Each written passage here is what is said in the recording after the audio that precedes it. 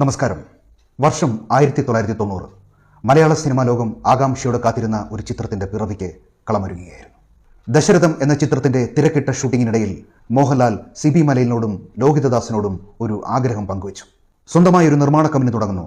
അതിലെ ആദ്യ ചിത്രം സിബി മലയിലും ലോഹിതദാസും വേണം ചെയ്യാൻ. അതായിരുന്നു മോഹൻലാലിന്റെ ആഗ്രഹം. അങ്ങനെ പ്രണവ് മാർട്സ് എന്ന പുതിയ നിർമ്മാണ കമ്പനിക്ക് തുടക്കമായി. ജനുവരിയിൽ ഷൂട്ടിംഗ് തുടങ്ങി മാർച്ചിൽ റിലീസ് ചെയ്യാനായിരുന്നു പ്ലാൻ. എന്നാൽ പുതിയ സിനിമയ്ക്കുള്ള കഥ തിരഞ്ഞെടുക്കുന്നത് ഒരു വലിയ വെല്ലുവിളിയായി മാറി.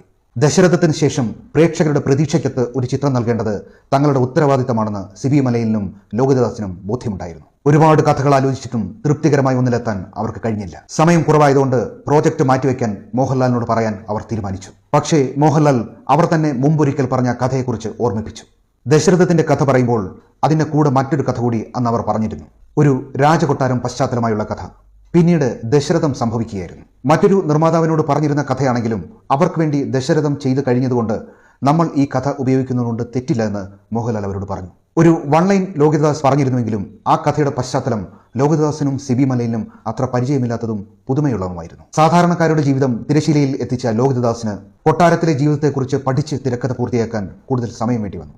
1990 ജനുവരി 1 ചെന്നൈയിൽ വെച്ച് സിനിമയുടെ സ്വിച്ച് ഓൺ കർമ്മം നടന്നു.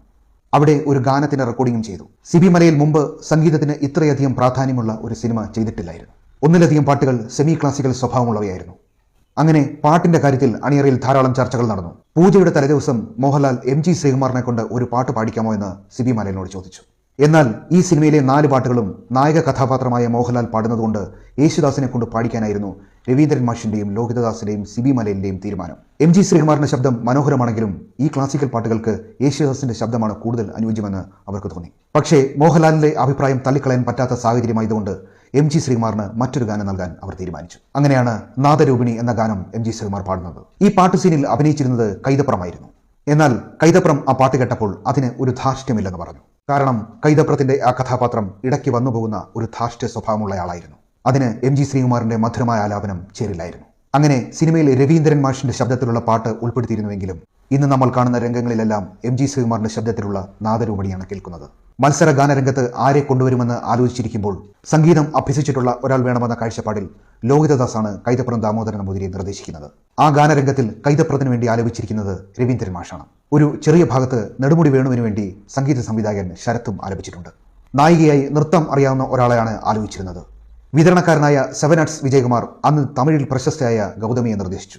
എന്നാൽ ഗൗതമിക്ക് ക്ലാസിക്കൽ നൃത്തം അറിയില്ലെന്ന് പിന്നീടാണ് സിബി മലയിൽ മനസ്സിലാക്കിയത്. ഇത് ചിത്രീകരണത്തിന് ചെറിയ ചെറിയ വെല്ലുവിളികൾ ഉണ്ടാക്കി.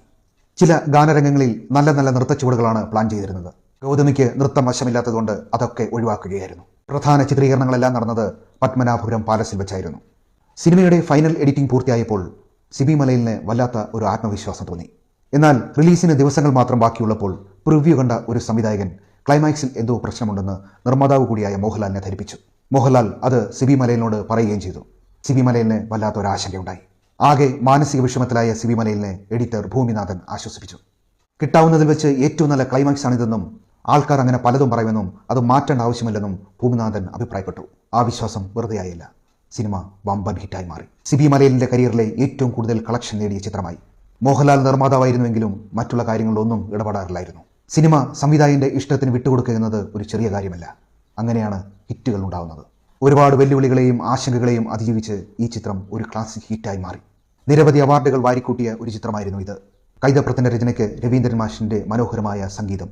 AK ലോഹിതദാസ് രചന നിർവഹിച്ച് മോഹൻലാലും നെടുമുടി വേണുവും ശ്രീനിവാസനും മണിയമ്പിള്ള രാജുവും MG സോമനും സുകുമാരിയും ജഗദീഷും തിക്കുറിശി സുകുമാരൻ നായരും മാമുക്കോയും അഭിനയ വിസ്മയം തീർത്ത 1990 മാർച്ച് 30 റിലീസ് ചെയ്ത പ്രണവ് മാർട്സിന് വേണ്ടി സിബി മലയിൽ സംവിധാനം ചെയ്ത 156 മിനിറ്റുകളുള്ള ഇന്ദ്രജാല വിസ്മയ ചലച്ചിത്രം ഹിസ് ഹൈനസ് അബ്ദുള്ള.